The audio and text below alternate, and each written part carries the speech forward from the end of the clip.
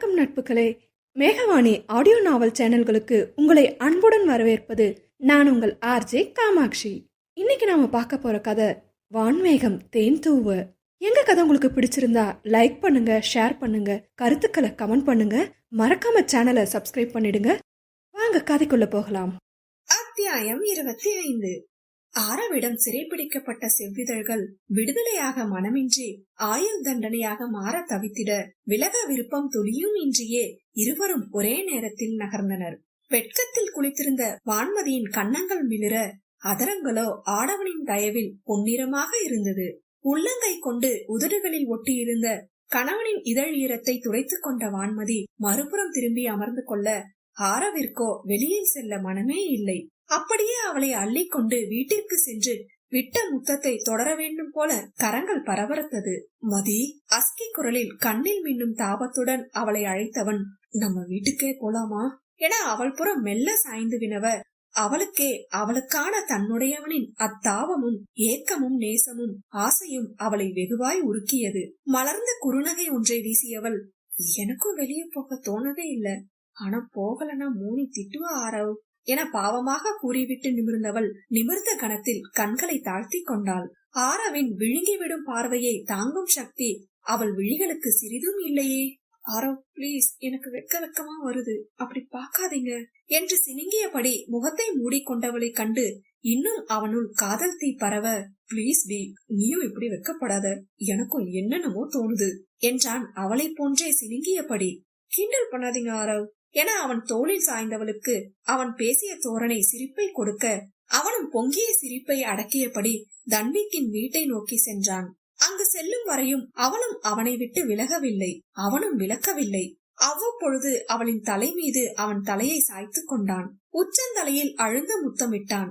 அதில் அவள் மேனி சிலிர்க்க, இன்னும் அவனின் ஆம்சை இறுக்கமாக பற்றி கொண்டவளிடம், இதுக்கு பேரு ஹெட் கிஸ் கண்ணுமா என்றான் குறும்பாக. அவள்தான் சிறிதாய் விழி உயர்த்தி முறைத்து, ரோட்ல போகும்போது கூட விளக்கம் சொல்லணுமா ஆரவ், ரொம்ப மோசம், நீங்க ஒழுங்கா கார ஓட்டுங்க என்று சிறு குரலில் போலியாய் அதட்டிட, அடிப்பாவி, கியர் கூட போட விடாம கைய பிடிச்சிட்டு வந்துட்டு என்ன மோசம்னு சொல்றியா என அவன் முறைக்க, நன்றாக சிரித்து விட்டவள், அப்படிதான் பிடிப்பேன், பிடிக்க கூடாதா என்று அழுத்தமாக கூறிவிட்டு கேள்வியும் கேட்டுக்கொண்டாள். பிடிக்கலாமே, இன்னும் இறுக்கமா கட்டி கூட பிடிக்கலாம் என ரசனையுடன் அவன் கூறிட, வான்மதியும் அவனை இன்னும் இறுக்கிக் கொண்டாள். புதுமண தம்பதிகளுக்கு மோனிஷாவின் நண்பர்கள் பரிசளித்து வாழ்த்து தெரிவிக்க ஹேமா மட்டும்தான் அப்போது வந்திருந்தாள். வந்தவர்களை கவனித்து சாப்பிட அனுப்பியவள் அவ்வப்பொழுது வாசலை பார்த்து கொண்டாள். மோனிஷாதான், ஹேமாக்கா, எங்க உங்க ஃப்ரெண்ட்ஸ் யாரையும் காணோம் என கேட்க, வந்துட்டு இருப்பாங்கடா என்றிட, தன்விக் இவ்வளவு நேரம் என்ன பண்றானுங்க என திட்டிவிட்டு, சுதாகரையும் இன்வைட் பண்ண அவன் ஏன் வரல என வினவினான். தன்னிச்சையாக கண்கள் கலங்கி நிற்க அதனை மறைத்தவள், என்ன கேட்டா நான் என்ன அவனை பாக்கெட்ல வச்சுட்டா சுத்துறேன் என்றாள் சிலுப்பலாக. சேச்ச, பாக்கெட்ல இல்ல, இதயத்துல வச்சுட்டு சுத்துறல்ல, அதான் அவனை கொஞ்சம் இறக்கி விட்டா பார்ட்டிக்கு வருவானேன்னு கேட்டேன் என அவன் நேரம் காலம் தெரியாமல் கிண்டல் செய்ய ஹேமாவிற்கு அழுது விடுவோமோ என்று பயமாக இருந்தது. அதில் அமைதியானவள் கவினையும் லயாவையும் கண்டு நிம்மதியாகி அவர்கள் அருகில் சென்று, ஏண்டா இவ்வளவு லேட்டு என்றாள். அவனோ லயாவை கை காட்டி, எல்லாம் இவளாலதான், வரத்தா வேணாமான்னு முடிவெடுக்கவே இவளுக்கு இவ்வளவு நேரம் ஆகிடுச்சியம்மா என்று முறைத்து விட்டு தன்விக்கின் அருகில் சென்று நிற்க, லயா அவனை தீப்பார்வை பார்த்தாள். ஹேமா புரியாமல் என்னடி ஆச்சு என கேட்க, அவள் அதனை கவனியாமல் கவினையே அப்பட்டமாக வெறித்திருந்தாள். அதில் இன்னும் குழம்பியவள், அடியே ஏண்டி கவியை இப்படி பாக்குற என அவளை உடுக்க, லயா புருவம் சுருக்கி, செகண்ட் டைம் கூட லவ் வருமா ஹேமா என கேட்டாள். ஹேமாவோ விழித்து, என்ன உளர்ற, லவ்ல ஃபர்ஸ்ட் செகண்ட்னு எதுவும் கிடையாது இல்லையா, ஆமா எதுக்கு இந்த கேள்வி என வினவ, அவளோ ரொம்ப எக்ஸ்பெக்ட் பண்றது தப்பாடி என மீண்டும் கேட்க, எனக்கு புரியல, நீ யார்கிட்ட இருந்து எக்ஸ்பெக்ட் பண்ற, என்ன எக்ஸ்பெக்ட் பண்ற என்றதில் அவளின் விழிகள் கவினை நோக்க ஹேமாவும் அதனை கண்டு கொண்டாள். லயா, யூ லவ் ஹிம் என விழி விரித்து வினவியதில், I don't know and I don't want to know என்று அழுத்தமாக கூறியவள், தலை வலிக்குது, நான் வீட்டுக்கு போறேன், தன்வீட்ட சொல்லிடு என்று விட்டு அவளின் பதிலை எதிர்பாராமல் சென்று விட ஹேமா குழப்பத்துடன் நின்றிருந்தாள். அப்போதுதான் ஆரவ் அவள் முன் காரை நிறுத்திவிட்டு இறங்கி, நீ ஏன் பேயறந்த மாதிரி நிக்கிற என நக்கலாக வினவ, லயாவும் கவியும் லவ் பண்றாங்களா என்ன என்று அவனை பார்த்தாள். அவனோ யோசியாமல், கவி லவ் பண்றான், பட் லயா எப்படின்னு தெரியல என்று விட, அவளோ திகைத்து, உனக்கு எப்படிடா தெரியும் என்றதில் புன்சிரிப்பை பூத்தவன், காலேஜ் படிக்கும் போதே என்றான் கன்சிமிட்டி. லயா கிளம்புவதை தூரத்திலேயே பார்த்துவிட்ட கவின் அவசரமாக அவர்கள் அருகில் வர, வந்தவன் இந்த சம்பாஷணையை கேட்டு அதிர்ந்து விட்டான். ஆரவும் அவனை அர்த்தத்துடன் ஒரு பார்வை வீசிவிட்டு இஷாந்தை தூக்கி கொண்டு உள்ளே செல்ல, வான்மதி நடப்பது புரியாமல் அவன் பின் சென்றாள். ஆரவ் என அழைத்தாள். அவன் என்னவென்று பார்த்ததும், நான் உனக்கு கேட்கட்டா என ஆரம்பிக்க, அவனோ கண்ணோரம் சுருங்க, இங்கயா என சுற்றி முற்றி பார்த்துவிட்டு, ஒன்னு என்ன 10 கூட கேளு கண்ணம்மா, ஐ எம் ரெடி என்றதில் அதன் பிறகே அவன் எதை பற்றி பேசுகிறான் என புரிந்து சிவந்தாள். செல்லமாக அவன் கைகளில் தட்டியவள், அது இல்ல ஆரவ் என காலை உதைக்க, அவனோ சிறிதாய் சிரித்து, நீ என்ன கேனத்தனமா கேள்வி கேட்க போறன்னு தெரியும்டி என்றான் நாக்கை துருத்தி. இடுப்பில் கை வைத்து அவனை முறைத்தவள், ஓஹோ இப்பயும் என் மைண்ட ரீட் பண்ணிட்டீங்களா, எங்க நான் என்ன நினைச்சேன்னு சொல்லுங்க என்று திமிராக கேட்க, அவளை அங்குலம் அங்குலமாக ரசித்தவன், கவி லயாவை லவ் பண்றது தெரிஞ்சனாலதான் அவ என்கிட்ட ப்ரப்போஸ் பண்ணப்ப நான் அக்செப்ட் பண்ணலையான்னு தானே கேட்க போற என உதட்டை மடித்து கேலியாக வினவ, அவள் உறைந்து நின்றாள். எப்படி ஆரவ் கரெக்டா சொன்னீங்க? அவள் கிட்டத்தட்ட கத்தியே விட்டு பின் இருக்கும் இடம் மறந்து வாயை பொத்திக் கொண்டாள்.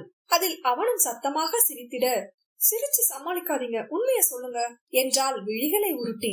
என்னடி உண்மைய சொல்லணும் உனக்கு? ஆரவ் புருவம் நெளித்து கேட்க, நீங்க இல்ல நிஜமாவே உங்களுக்கு லயா மேல என கேட்க வந்துவிட்டு கேட்க இயலாமல் நிறுத்தினாள். லயா மேல என்ன சொல்ல வந்தன்னு முழுசா சொல்லு என்று கேட்டவனின் தோரணையே சொல்லித்தான் பாரேன் என்ற ரீதியில் வெளிவர அவள்தான் விழித்தாள். ஆரவின் புன்னகை முகம் சற்றே கடுமை பரவி இருக்க, இங்க பாருமதி, லயா என் பெஸ்ட் ஃப்ரெண்ட், இப்போ இல்ல எப்பவுமே. அவ என்ன லவ் பண்ணிருக்கலாம், ஆனா அதுக்காக நான் அவளை வெறுக்கவும் மாட்டேன், அதே நேரம் அந்த லவ்வ அக்செப்ட் பண்ணிக்கவும் மாட்டேன். அது கவிக்காகவும் இல்ல, எனக்குன்னு ஒரு இன்னர் ஃபீலிங்ஸ் இருக்கு, அத மட்டும்தான் நான் கேட்பேன். அந்த புல்ஷிட் இன்னர் ஃபீலிங்ஸ்னாலதான் இப்ப வர நான் நிறைய தொலைச்சிருக்கேன் என அழுத்தம் திருத்தமாக கூறியவனின் குரல் கர்ஜனையாகத்தான் வெளிவந்தது. திடீரென இத்தனை கோபப்படுவான் என அறியாதவள் எச்சிலை விழுங்கியபடி நிற்க, அவனோ அதே கடுமையுடன் நகர எத்தனித்து விட்டு சற்று நின்று விழியிடுங்க, 1 செகண்ட், எனக்கு ஆரம்பத்துல இருந்து இந்த டவுட் இருக்கு. உன்கிட்ட என் ஃப்ரெண்ட்ஸ் பத்தியோ லயா பத்தியோ இப்ப வர கூட சொன்னதே இல்ல. அப்ப எப்படி அவளை முதல் தடவை பார்க்கும் போது கூட நீ பெருசா ரியாக்ட் பண்ணல?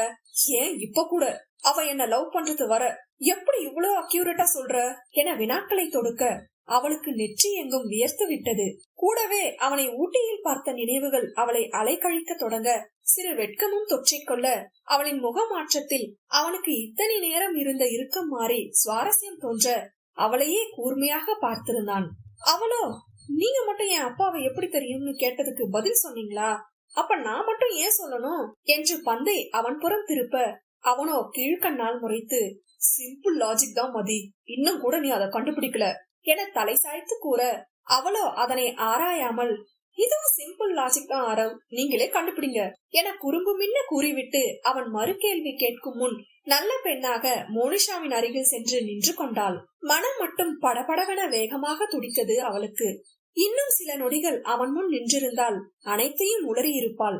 மதி கண்ட்ரோல், அவன் முன்னாடி உளராம இரு என தன்னைத்தானே ஆசுவாசப்படுத்திக் கொண்டாள். ஹேமா அதிர்வில் இருந்த கவினின் முகத்தை பார்த்து, ஆரவ் சொன்னது உண்மையா கவி, நீ லயாவ என கேள்வியுடன் நிறுத்த, அதற்கு பதிலாக அவன் விழியிலிருந்து ஒரு துளி நீர் வெளிவந்ததில் பதறிவிட்டாள். லூசு, என்னடா இது, கண்ணெல்லாம் கலங்கிட்டு என அக்கறையுடன் அதட்ட, அவனோ, ஆரவ் அவ லவ் அக்செப்ட் பண்ணியிருந்தா இந்த காதலனா லயாட்ட கூட சொல்லாம என்னோட புதைச்சிருப்ப ஹேமா, ஆனா ஆரவுக்கு எப்படி தெரிஞ்சது என புரியாமல் அவன் நின்றிருந்த திசையை பார்க்க, ஆரவும் அவனைத்தான் நக்கலாக பார்த்திருந்தான்.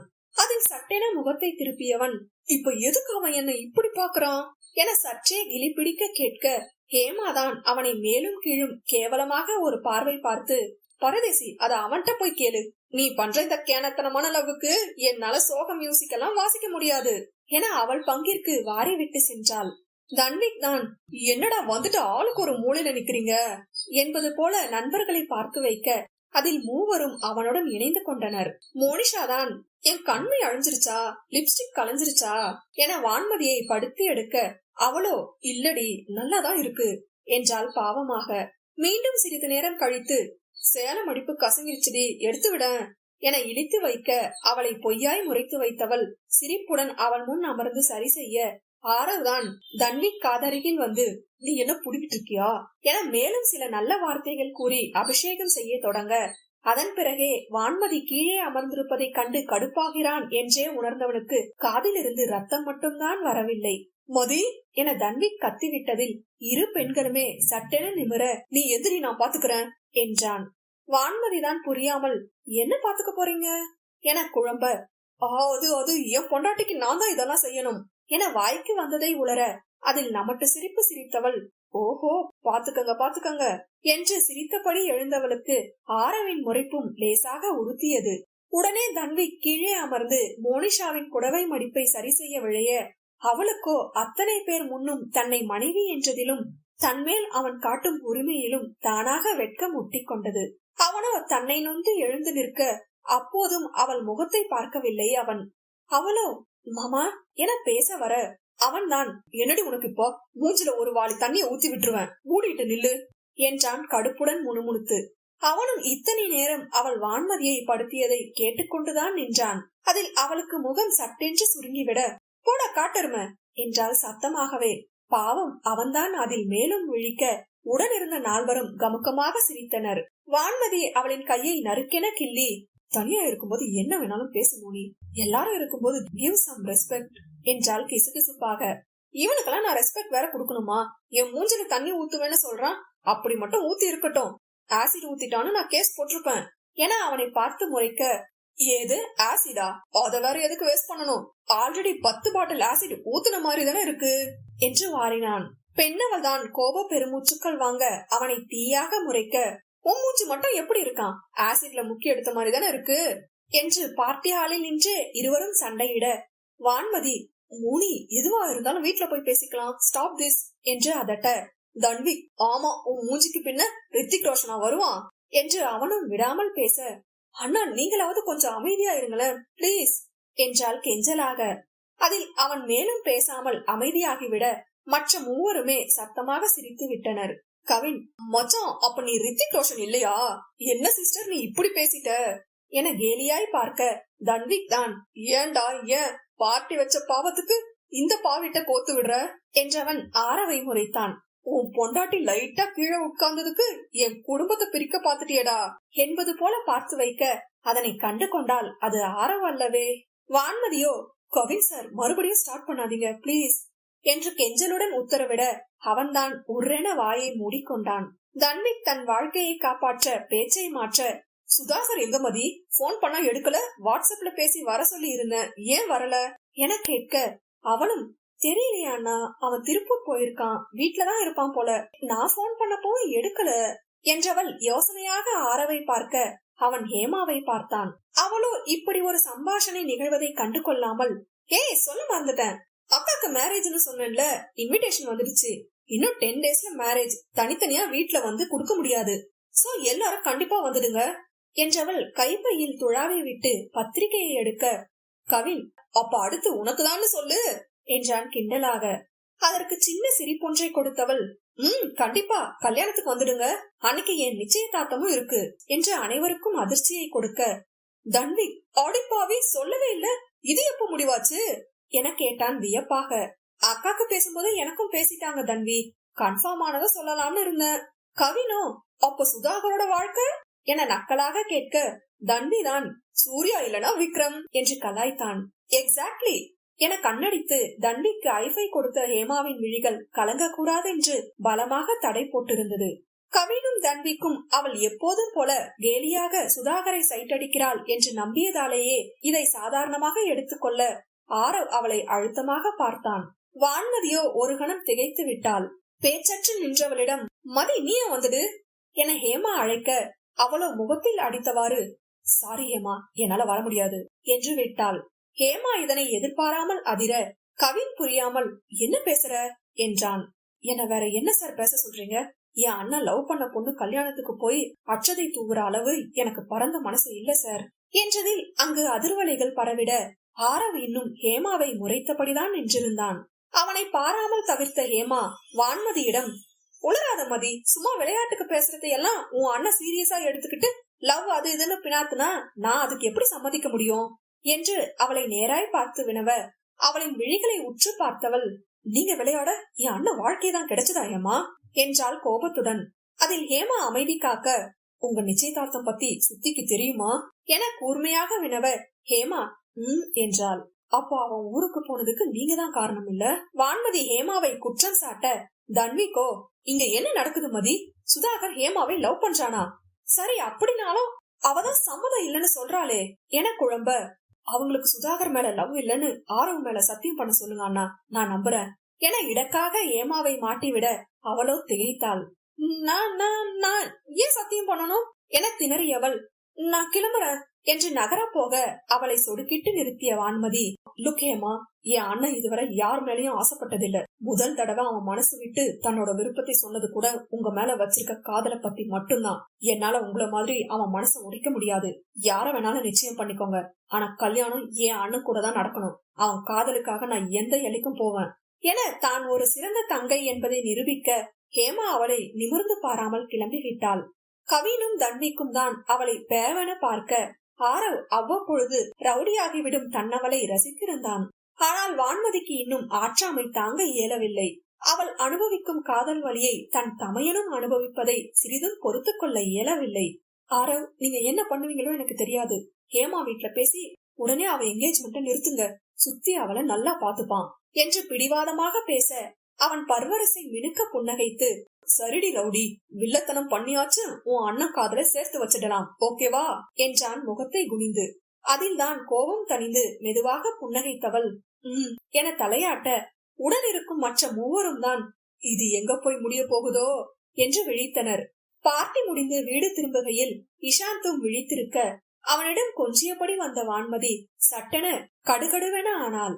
காரை செலுத்தி கொண்டிருந்த ஆரவ் அவள் பேச்சு நின்றதில் வான்மதிபுறம் திரும்பி, என்ன கண்ணம்மா திடீர்னு அமைதியாகிட்ட என வினவ, அவளோ, ஒண்ணுமில்ல ஆரவ், ஒரு விஷஜந்து இப்ப நம்மளை கிராஸ் ஆச்சு, அத பார்த்ததும் பத்திக்கிட்டு வருது என்று பல்லை கடித்ததில் அவனுக்கு ஒன்றும் புரியவில்லை.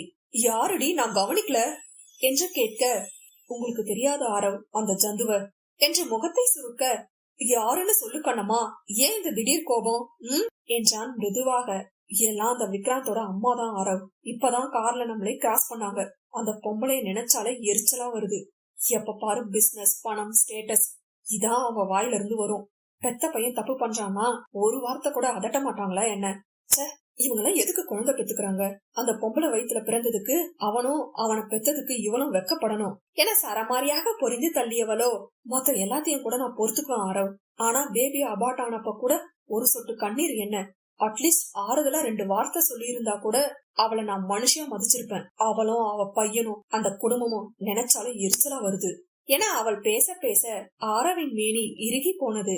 முகமோ உணர்வுகளை துடைத்தெறிந்தபடி இருக்க அவனை திரும்பி பார்த்தவள், ஆரவ் என்று அவன் தோளை தொட அதில் நிகழ்வுக்கு வந்தவன் என்றதில், நான் சொன்னது கரெக்ட் தானே என கேட்டாள்.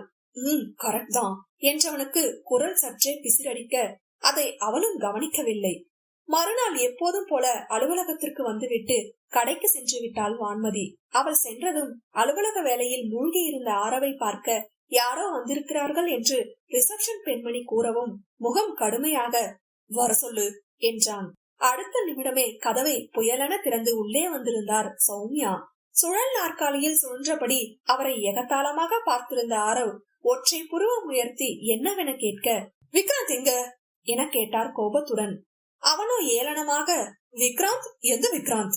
எனக்கு அப்படி யாரையும் ஞாபகம் இல்லையே என வெகு நக்களுடன் கூற, விளையாடாத ஆரவ், விக்ராந்த் எங்கன்னு எனக்கு இப்பவே தெரிஞ்சாகணும். அவனை நீதான் கடத்தி இருக்கன்னு எனக்கு தெரியும். அவனை என்ன செஞ்ச? சௌமியா மூச்சிறைக்க வினவ, இன்னும் எதுவும் செய்யல, ஆனா சீக்கிரம் செய்வேன் என்றான் கண்ணில் ரௌத்திரத்தை தெளித்து.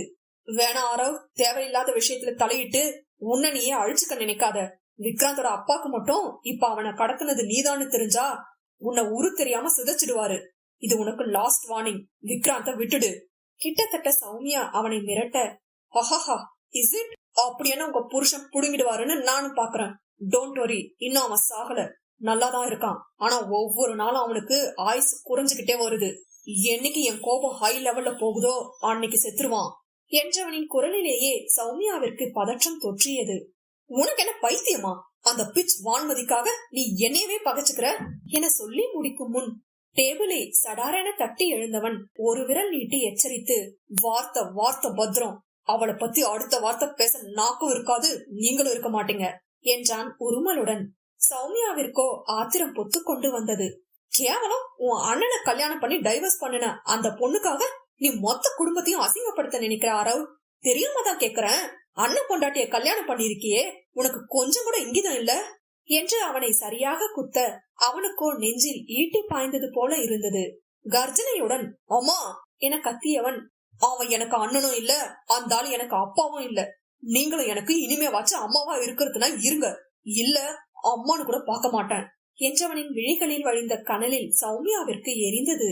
அவரும் அவனை உறுத்து விழித்து விட்டு சென்றிட அதில் சிறிதளவும் மகன் என்ற பாசம் இல்லை.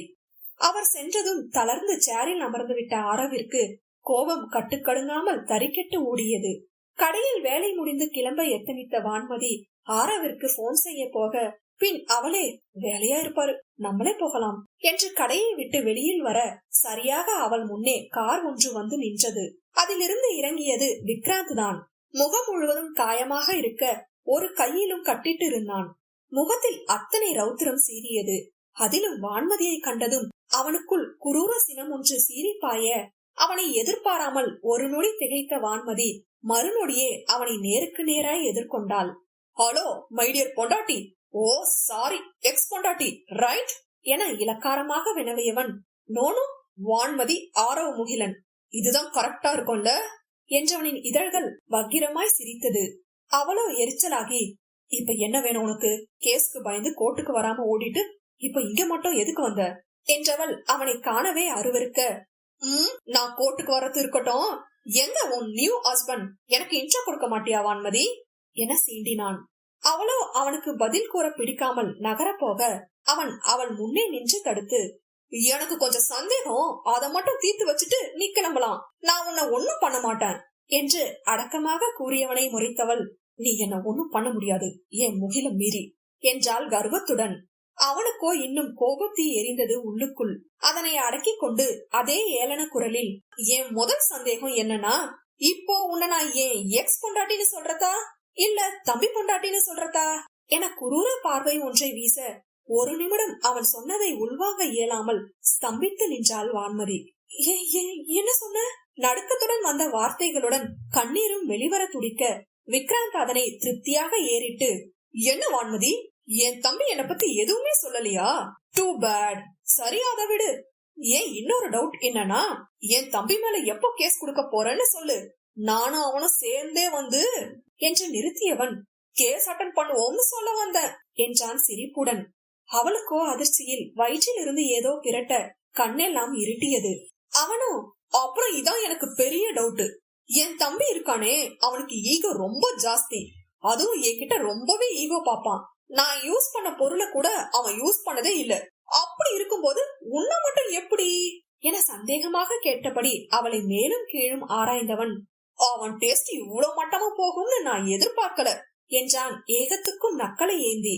அதற்கு மேல் பொறுக்க இயலாமல் அவளின் கண்ணீர் மடை திறக்க கண்ணையும் காதையும் இறுக்கி மூடிக்கொண்டாள். ஏமாற்றத்தில் நெஞ்சம் விம்ம உள்ளிருக்கும் ஒவ்வொரு அணுவும் வலியில் துடித்து அடங்கியது அவளுக்கு. எந்த மாதிரியான சூழ்நிலையில் விதி தன்னை தள்ளி இருக்கிறது என்று உணரவே அவளுக்கு வெகுநேரம் பிடிக்க உண்மையை ஏற்றுக்கொள்ள முற்றிலும் மனம் மறுத்ததில் அவள் உடைந்து போனாள். அவளின் கண்ணீரை ரசித்த விக்ராந்த், எப்படி அவன் கூட வாழ்ந்துடுறான்னு பாத்துடுறேன்டி என கருவியபடி கிளம்பிவிட, அப்போதுதான் அங்கு வந்த ஆரவ் வான்மதி நிற்கும் நிலை கண்டு பதறிவிட்டான். வேகமாக காரில் இருந்து இறங்கி வந்து காதை மூடியிருந்த அவளின் கையை எடுத்து விட்டவன், கண்ணுமா ஏன் இப்படி நிக்கிற, கண்ணு திருடி, என்னாச்சு கண்ணம்மா இங்க பாரு என துடித்தவனுக்கு ஒன்றுமே ஓடவில்லை. ஆரவ் தான் வந்திருக்கிறான் என அறிந்ததும் அவனை இறுக்கி அணைக்க துடித்த மனதை அடக்கிவிட்டு தீ சுட்டார் போல விருட்டென விலகி நின்றாள். கண்ணீர் மட்டும் நிற்காமல் வழிந்தது. தன் கையை விட்டு விலகிய வான்மதியை புரியாமல் பார்த்தவன் மீண்டும் அவள் அருகில் நெருங்கி, நான் உன் முகில்தான் கண்ணுமா, இப்படி அழுகிற அளவு யார் என்ன சொன்னா என அவன் தவிப்புடன் வினவ, அவளோ உச்சபட்ச கத்தலுடன், எனக்கு கண்ணம்மான்னு கூப்பிடாதீங்க, நான் உங்களுக்கு பொண்டாட்டியும் இல்ல, நீங்க எனக்கு புருஷனும் இல்ல, என்ன அப்படி கூப்பிட உங்களுக்கு உரிமையும் இல்ல என்று மூச்சு வாங்கினாள். அவனுக்கோ ஒரு நொடி இதயம் நின்றிருந்தது. ஏதோ நடந்திருக்கிறது என்று உள்மனம் அவனை எச்சரிக்க, அந்நேரம் கவினிடமிருந்து குறுஞ்செய்தி வந்திருந்தது, விக்ராந்த் தப்பித்து விட்டான் என. அதில் நிலையை கிரகித்துக் கொண்டவன், கண்ணம்மா நான் சொல்றத கேளு என அவள் புறம் நெருங்க, அவளோ அவனை சப்பென அறைந்திருந்தாள். என்ன அப்படி கூப்பிடாத. மரியாதையும் பொறுமையும் காற்றில் பறந்திருந்தது. அவனுக்கும் கண்ணில் நீர் தேங்கி நின்றாலும் உதட்டை அழுந்த கடித்து தன்னை அடக்கி, நான் கூப்பிடுவேன் கண்ணம்மா என்றான் அழுத்தமாக. அதில் மீண்டும் அவள் அவனை அறைய, அதையும் வாங்கி கொண்டவன் மீண்டும் கண்ணம்மா என்றே அழைத்தான். என்ன கூப்பிடாதடா, அப்படி கூப்பிடாத என அவன் சட்டையை பிடித்து கத்தியவள் அவன் நெஞ்சிலேயே அடிக்க, நான் கூப்பிடுவேன், நான் அப்படிதான் கூப்பிடுவேன், நீ என்ன கொன்னாலும் நீ எனக்கு என் கண்ணம்மாதான், நான் உனக்கு உன் முகில்தான் என்றவனுக்கு குரல் கம்மி இருக்க, அவளோ நிதானத்தில் இல்லை. இல்ல இல்ல இல்ல, ஒரு சீட்டர், நீ என் முகில் இல்ல, நான் ரசிச்ச முகில் நீ இல்ல, ஒரு நாட் என்றவள் வாய்விட்டு அழுது கரைய, அவள் கண்ணீரை காண இயலாமல் அவளை வாரி அணைத்துக் கொண்ட ஆரவ், என்ன புரிஞ்சு கொடி, தயவு செஞ்சு நான் பேச சான்ஸ் கொடு என்றவனின் குரலில் அத்தனை வேதனை. அவனின் பிடியிலிருந்து நகர முயன்றவளுக்கு தோல்வியே கிட்ட, அவனோ காற்றும் புகாதவாறு அவளை தனக்குள் அடக்கியிருந்தான். ஐ லவ் யூ கண்ணம்மா என்று. அத்தியாயம் 26. தன் நெஞ்சில் புதைந்திருந்த பெண் அவளை சிறிதும் விளக்க விரும்பாத ஆரவ், ஐ லவ் யூ கண்ணம்மா, பிளீஸ் காம் டவுன், ரிலாக்ஸ் என்றபடி வான்மதியின் கழுத்தில் புதைந்து முதுகை மென்மையாக நீவி விட்டான். அவளோ, இப்ப என்ன விட போறியா இல்லையா, என்ன விடுடா என்று கோபத்துடன் நெளிய, விடமாட்டேன், என்கிட்ட இருந்து துளி கூட உன்னை நகர விடமாட்டேன், you are mine Kannamma, you are only mine என அழுத்த குரலில் பிதற்றினான். ஒரு கட்டத்தில் அவனிடம் இருந்து விலக முடியாது என்று உணர்ந்தவளாய் சில நொடிகள் எதிர்க்காமல் அமைதி காத்தவள், உங்க அண்ணன் என்ன விபச்சாரின்னு சொன்னான், நீங்க பிராக்டிக்கலா என்ன விபச்சாரியா மாத்துறீங்களா ஆரவ்? நிறுத்தி நிதானமாகவே அவன் மீது அமிலத்தை வீசினாள். அக்கூற்றில் துடித்து விலகிய ஆரவின் விழிகள் ரத்த நிறமென சிவந்திருக்க, stop it, just stop this Vanmathi என்று கனைத்தவன் கோபத்தையும் ஆதங்கத்தையும் அடக்க இயலாமல் அவளை தரதரவென இழுத்து காரினுள் அமர வைத்தவன் வீட்டை நோக்கி சென்றான். நல்ல வேளையாக இஷாந்த் உறக்கத்தில் இருந்ததால் அவனை காரின் பின்பகுதியில் உறங்க வைத்திருந்தான். அவள் காரினுள் நுழைந்ததும் தலையில் கை வைத்து அழுது கரைய, ஏன் என்கிட்ட சொல்லல, உனக்கு தெரியும் தானே, ஏன்டா என்னை ஏமாத்துன, உன் குடும்பம் மொத்தமும் சேர்ந்து இன்னும் என்னை என்னதாண்டா செய்யணும்னு நினைக்கிறீங்க, அசிங்கமா இருக்கு முகில், உன்னை கல்யாணம் பண்ணிருக்கிறத நினைச்சாலே அருவருப்பா இருக்கு என்று வாய்விட்டு கதறியவள் சட்டென நிறுத்தி அவனை நோக்கி தீப்பார்வை வீசினாள். நீ நீ நீதான நான் விக்ராந்த் மேல கம்ப்ளைண்ட் கொடுத்தப்ப அவனை ஜெயில இருந்து வெளியே கொண்டு வந்தது, நீ தானே அது? எனக்கு தெரியும், அன்னைக்கு அவன் அப்பா வெளிநாட்டுக்கு போயிருந்தாரு, அவரோட ஹெல்ப் இல்லாம அவனால எதுவும் பண்ண முடியாதுன்னு தெரிஞ்சுதான் அவர் ஊருக்கு போற வரைக்கும் வெயிட் பண்ணி கம்ப்ளைண்ட் கொடுத்தேன். அப்ப கூட அவனோட தம்பின்னு யாராதான் வெளியே எடுத்ததா என் வீட்டுல பேசிக்கிட்டாங்க. அப்பா இருந்த நிலைமையில நான் எதுவும் யோசிக்கல. அது நீதானே, சொல்லுடா, நீதானே அது என்று அவன் கன்னத்தை பதம் பார்த்தாள். எதற்கும் அவன் எந்த உணர்வையும் காட்டவில்லை. குடும்பம் இல்லன்னு ஏண்டா போய் சொன்ன, என்னை ஏண்டா கல்யாணம் பண்ணிக்கிட்ட என்று அவன் தோள்களில் சரமாரியாக அடிக்க, முந்தைய நாள் அவளின் நேசத்தை தாங்கிய தேகங்கள் இந்த வெறுப்பை ஏற்க இயலாமல் இறுகியது. எதற்கும் பதிலளிக்காமல் நேராக வீட்டை அடைந்தவன் பின்னால் இருந்த இஷாந்தை தூக்கி கொண்டு வான்மதியின் பக்க கதவை திறந்து விட, அவளோ, நான் வரல, இனிமே ஒரு நிமிஷம் கூட உன் கூட இருக்க மாட்டேன் என்றாள் பிடிவாதமாக. அதில் அவள் கையை அழுத்தமாக பற்றியவன் கிட்டத்தட்ட வலுக்கட்டாயமாக இழுத்து செல்ல அவளுக்குத்தான் அழுகை முட்டியது. வீட்டினுள் சென்றதும் இஷாந்தை தொட்டிலில் கிடத்தியவன் வெளியில் வர, வான்மதியோ இன்னும் வீட்டினுள் வராமல் வாசல் கதவிலேயே சாய்ந்து அமர்ந்து கண்ணீரில் கரைந்தாள். அவள் முன் வந்து நின்றவன் முட்டியிட்டு அமர்ந்து, பேச வேண்டியதெல்லாம் பேசி முடிச்சிட்டியா மதி, இப்ப நான் பேசவா என்றான் வேதனையுடன்.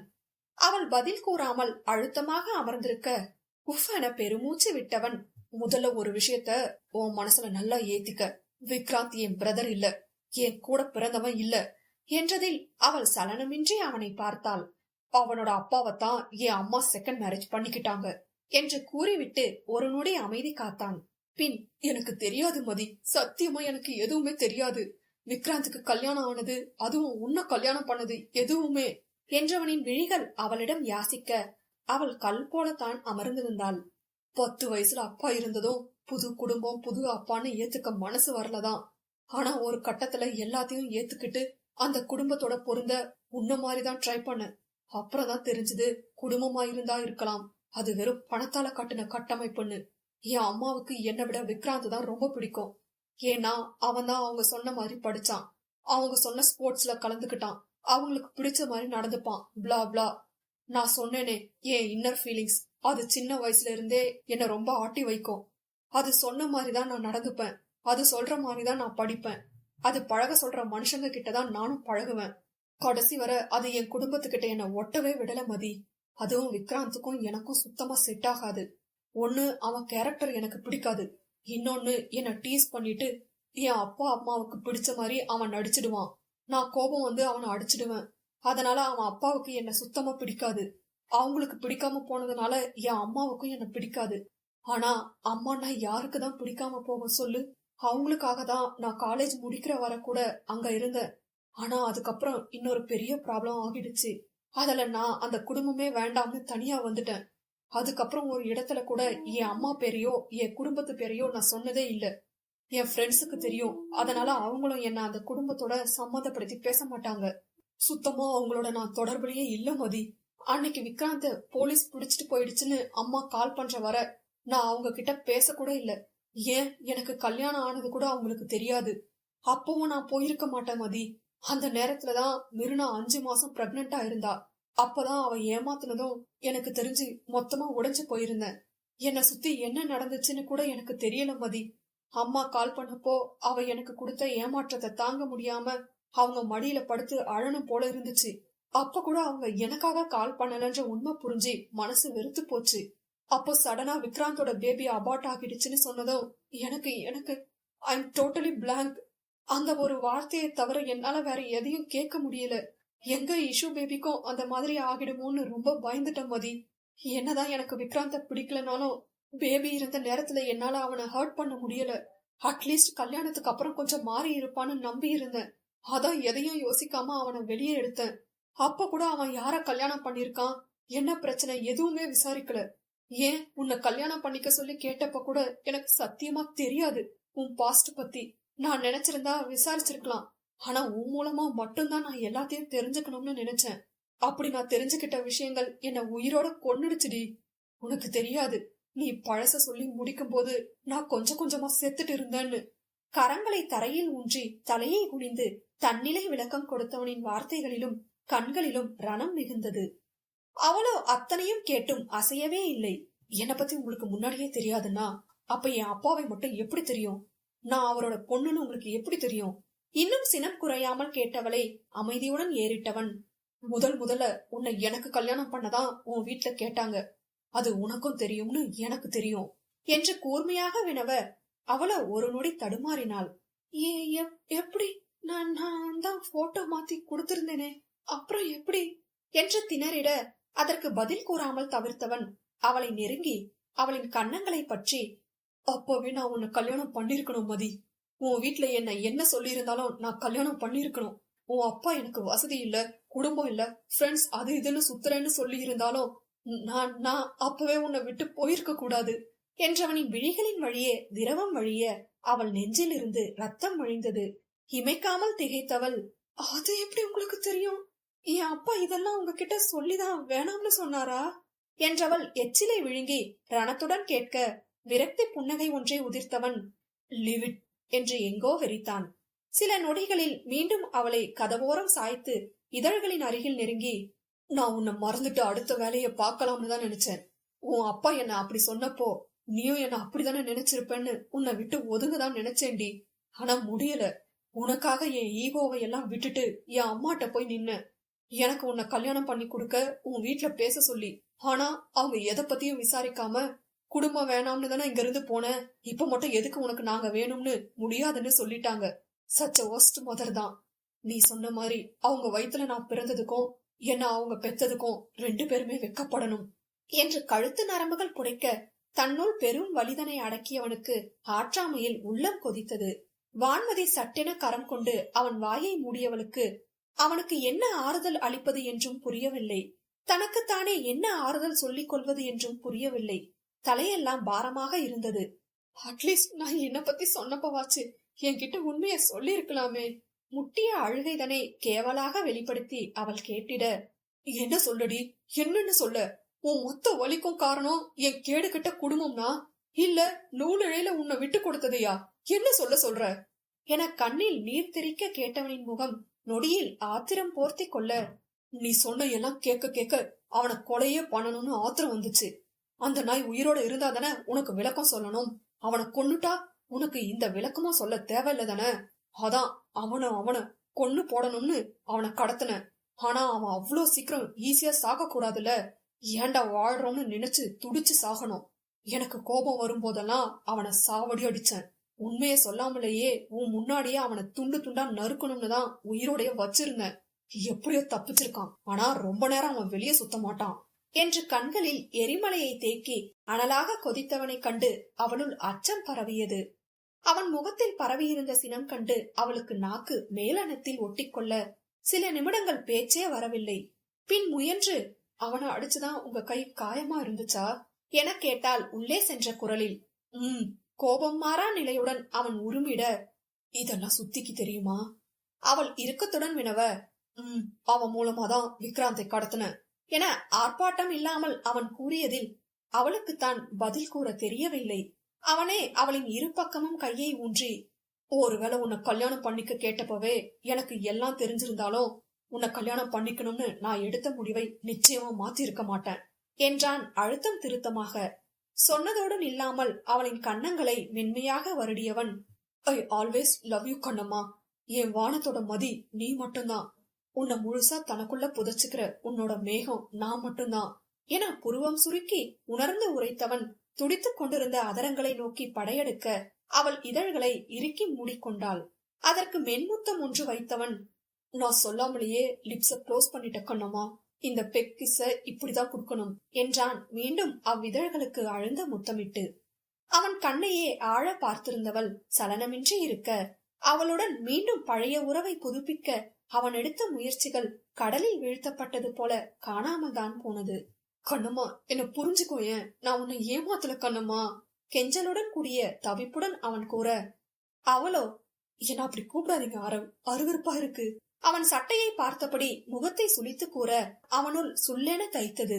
விழிகளில் நீர் பளபளக்க, நான் கூப்பிடுற வார்த்தை மட்டுமா இல்ல நானுமா? வார்த்தைகள் பிசிறடித்தது அவனுக்கு. உங்க கண்ணம்மாவோ, நீங்க குடுக்கற முத்தமோ, நீங்களும் ஏன் உங்களை கல்யாணம் பண்ணிக்கிட்ட நானும் எனக்கு அருவருப்பதான் கொடுக்குது. நீங்க என்னைக்குமே எனக்கு வெறும் பாசிங் கிளவுட் தான் முகில் என்று அவள் கூறி முடிக்கும் போது ஆரவின் கண்களில் இருந்து வந்த நீர்த்துளிகள் அவளின் கைகளை நனைக்க வான்மதிக்கு வலித்தாலும் அவள் நிலையிலிருந்து மாறவில்லை. அவ்வளவுதானடி? ஏக்கத்துடன் ஆரவ் அவள் முகம் பார்க்க பொங்கி வந்த அழுகையை உதட்டுக்குள் அடக்கி கொண்டு, என்னால முடியல ஆரவ், நீங்க சொல்றது எல்லாம் எனக்கு புரியுதுதான். ஆனா இதெல்லாம் யாரு புரிஞ்சுக்குவா? அண்ணனையும் கல்யாணம் பண்ணிட்டு தம்பியையும் கல்யாணம் பண்ணிட்டு என கூற வந்து தேம்பியவள், கேட்கவே கேவலமா இருக்கு ஆரவ், இங்க இருக்கவே எனக்கு நெருப்புல நிக்கிற மாதிரி இருக்கு என கால்களுக்குள் முகத்தை புதைத்து அழுது தீர்த்தவளிடம், அந்த கல்யாணம் ஒரு விபத்து மதி, அத முதல்ல புரிஞ்சுக்கோ என்றான் அவளுக்கு புரிய வைக்கும் நோக்கில். அதில் நிமிர்ந்து அவனை உணர்வின்றி பார்த்தவள், என்னை பொறுத்தவரை கல்யாணமே விபத்துதான் ஆரவ். முதல் தடவை தெரியாம செஞ்ச முட்டாள்தனத்தை எந்த நம்பிக்கையில 2வது தடவை தெரிஞ்சே செஞ்சேன்னு தெரியல, அதுவும் உங்களை பத்தி எதுவுமே தெரியாம என்றவளுக்கு தொண்டையை அடைத்தது. என்னை பத்தி எதுவுமே தெரியாம எதுக்கு கல்யாணம் பண்ணிக்கிட்ட? ஆரவ் ஆழ்ந்த பார்வையுடன் வினவ அவளிடம் பதில் இல்லை. உன்னால பதில் சொல்ல முடியாதுடி, என்னாலையும் பதில் சொல்ல முடியாது. உன் மேல வச்சிருக்கிற நேசத்தை விளக்க முடியாதுடி என மேலும் அவன் பேச வருவதை தடுத்தவள், எனக்கு டைவர்ஸ் வேணும் என்று கதவில் சாய்ந்தபடியே எழுந்து நின்றாள். இனிமே என்னால இங்க இருக்க முடியாது ஆரவ், நான் இங்கிருந்து போறேன் என்று அவனை தாண்டி நகர எத்தனித்தவளால் நகர இயலவில்லை. அவளின் புடவை கொசுவம் அவனின் நீண்ட கால்களில் அகப்பட்டிருந்ததே. ஆரவின் பொறுமை காற்றில் பறந்திருந்தது. போறியா? எங்கடி போவ?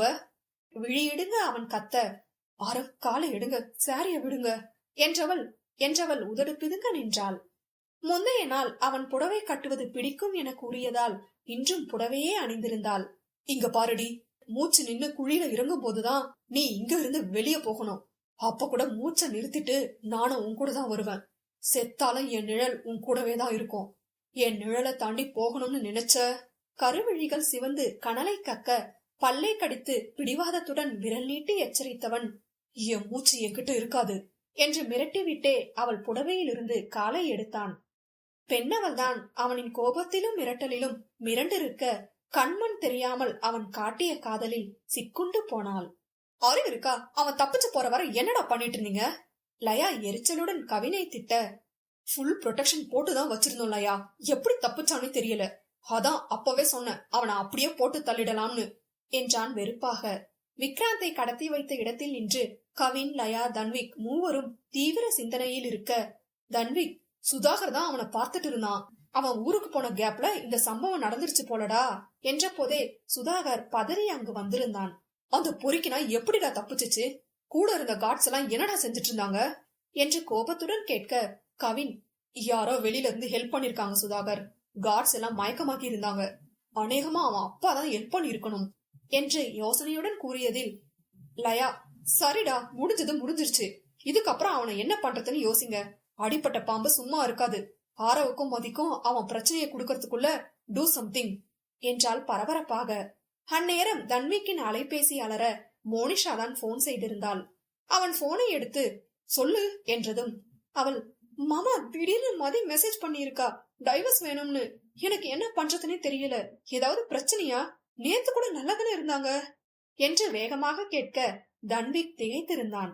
ஒன்றும் பேசாமல் போனை வைத்து விட்டவனை மற்ற மூவரும் என்னவென பார்க்க, தப்பிச்சு வந்து சிறப்பா சம்பவம் பண்ணிட்டான்டா, மதிக்கு எல்லாம் தெரிஞ்சிருச்சுன்னு நினைக்கிறேன் என்றவன் விவரம் கூற அனைவரும் அதிர்ந்து விட்டனர். சுதாகருக்கு மீண்டும் ஒரு முறை தங்கையின் வாழ்வு கேள்விக்குறியாய் மாறியதில் கண்ணில் நீர் துளிர்த்தது. ஏண்டா ஏண்டா அவளுக்கு மட்டும் இப்படி ஆகணும்? அந்த பரதேசிய அவளை என்ன சொல்லி கஷ்டப்படுத்தி இருப்பானோ என்று உடைந்தவனுக்கு மூவரும் ஆறுதல் உரைக்க, அவர்களுக்கோ ஆரவ் இப்போது என்ன நிலையில் இருப்பானோ என்றுதான் தவிப்பாக இருந்தது. உடனடியாக நால்வரும் ஆரவ் வீட்டிற்கு விரைய ஹால் சோஃபாவில் ஆரவ் மட்டும் இஷாந்தை வைத்துக் கொண்டு அமர்ந்திருந்தான். வான்மதி அறைக்கு சென்றவள்தான் அதன் பிறகு வெளியில் வரவே இல்லை. கண்கள் சிவப்பேறி தளர்ந்து வேதனையின் சாயலுடன் எங்கோ வெறித்திருந்த ஆரவை கண்டவர்களுக்கு இதயம் வலிக்க, சுதாகருக்கும் என்னவோ போல் ஆகிவிட்டது. சாரிடா, இந்த சூழ்நிலையில நான் ஊருக்கு போயிருக்க கூடாது என்றான் குற்ற உணர்ச்சியுடன். ஆரவோ, எனக்கு அவன் வேணும் என்றிட, ஆளுங்களை சொல்லி அவனை வாட்ச் பண்ணதா சொல்லியிருக்கேன், நேரம் பார்த்து தூக்கிடலாம் என்றவன், மதி எங்கடா என கேட்க ஆரவ் அறையை கண்காட்டினான். சுதாகர் உடனே வான்மதியின் கதவை தட்ட உள்ளிருந்து எந்த பதிலும் இல்லை. வண்டு கதவை திரைய என பாவமாக சுதாகர் அழைக்க அவளோ அழுத்தமாக அமைதி காத்தாள். ஆரவும் மோனிஷாவிடம் விவாகரத்து கேட்ட வான்மதியை எண்ணி கோபமானான். நான் அவ்வளவு சொல்லியும் விவாகரத்து பத்தி பேசியிருக்கல என்று கடுப்பானவன் கடுமையுடன் அமர்ந்திருக்க, கவின் ஆதரவாக ஆரவின் தோலை அழுத்த அவனிடமும் எந்த சலனமும் இல்லை. லயாதான், அவ புரிஞ்சுப்பாடா, ஃப்ரீயா விடு, நம்மள மீறி அவ ஓடவும் முடியாது ஒளியவும் முடியாது என்றால் அவனை சமன்படுத்த. தன்விக்கோ, ஆமா மச்சான், எப்படியும் மோனி அவளுக்கு ஹெல்ப் பண்ண மாட்டா, சீக்கிரம் சரியாகிடுவாடா என்று அவனை தேற்ற முற்பட அவனோ தன்னிலையிலிருந்து மாறவே இல்லை. இருவரையும் கண்டு நால்வரும் செய்வதறியாமல் நிற்க உறக்கத்திலிருந்து விழித்த இஷாந்த் வான்மதியை தேடி அழ ஆரம்பித்தான். அதில்தான் சுயத்திற்கு வந்த ஆரவ் மகனை சரி செய்ய முயல அவனோ வான்மதியின் அறையை பார்த்தே அழுதான். அவன் அழத் தொடங்கியதுமே இத்தனை நேரம் இருந்த பிடிவாதம் எல்லாம் தோற்று போக நிகழ்வுக்கு வந்த பெண்ணவள் கதவை மடாரென திறந்து கொண்டு உர்ரென்ற முகத்துடனே வெளியில் வந்து இஷாந்தை தூக்க போக ஆரவ் அவனை அவளிடம் தராமல் இறுக்கி பிடித்து கொண்டான். பேபியை குடுங்க, அழுகிறான். எங்கோ பார்த்து கொண்டு யாரிடமோ பேசுவது போல அவள் பேச, ஏன் பையன பாசிங் கிளவுடா மறைஞ்சு போக போற ஒருத்திக்கிட்ட நான் ஏன் குடுக்கணும் என்று கண்ணை சுருக்கி தீர்க்கமாக வினவியதில் அவளுக்கு சுருக்கென இருந்தது. என் பையனை எப்படி பாத்துக்கணும்னு எனக்கு தெரியும். You just stay in your limits என்றவனின் கூற்றில் பழைய ஆரவை பார்ப்பது போல இருக்க அவளால் இஷாந்தின் அழுகையை கேட்க இயலவில்லை. அதிலும் இப்போது இன்னுயிராய் கலந்துவிட்ட மகனின் கண்ணீர் அவளை வருத்தியது. கோபத்துடன், இஷு என் பையன்தான் ஆரவ் என அதட்டலாக கூற, ஓ, எவ்வளவு நாளைக்கு? நீ டைவர்ஸ் வாங்கிட்டு போற வரைக்குமா என்றான் நக்கலுடன். அதில் திடுக்கிட்டவளுக்கு ஒரு உண்மை அப்போதுதான் உரைத்தது. அவள் விலக நினைப்பது ஆரவிடம் இருந்து மட்டுமல்ல, இஷாந்திடம் இருந்தும் தானே. அவனை விட்டு செல்ல முடியுமா அவளால்? அவனின் சிறு அழுகையிலும் பதறி துடித்தவள் எப்படி அவனை மொத்தமாக அழுக விட்டு செல்வாள்? நினைக்கவே கரங்கள் நடுங்க இஷாந்தை வலுக்கட்டாயமாக தூக்கி கொண்டவள் அவனை இறுக்கி அணைத்துக் கொண்டு அவனிடம் தன் உரிமையை நிலைநாட்ட வெளியில் வெற்றி புன்னகை ஒன்றை சிந்திய ஆரவிற்கு உள்ளுக்குள் பெரும் வலி ஒன்று உற்பத்தியாகி அவனை சிதைத்துக் கொண்டிருந்தது. இஷுக்காக மட்டும்தான் என் கூட இருப்பியாடி, நான் வேணாமா கண்ணம்மா உனக்கு என்ற கூவல்கள் அவனுள் வேதனையுடன் அதிகரிக்க அதனை உணராமல் அவனின் புன்னகையை கண்டு முறைத்தவள் நினைச்சத சாதிச்சிடுறது என முணுமுணுத்தாள் சத்தமாகவே. அதில் நமட்டு சிரிப்பு சிரித்த கவினை திரும்பி தீப்பார்வை பார்க்க அவனோ வேகமாக சிரிப்பை அடக்கிக் கொண்டான்.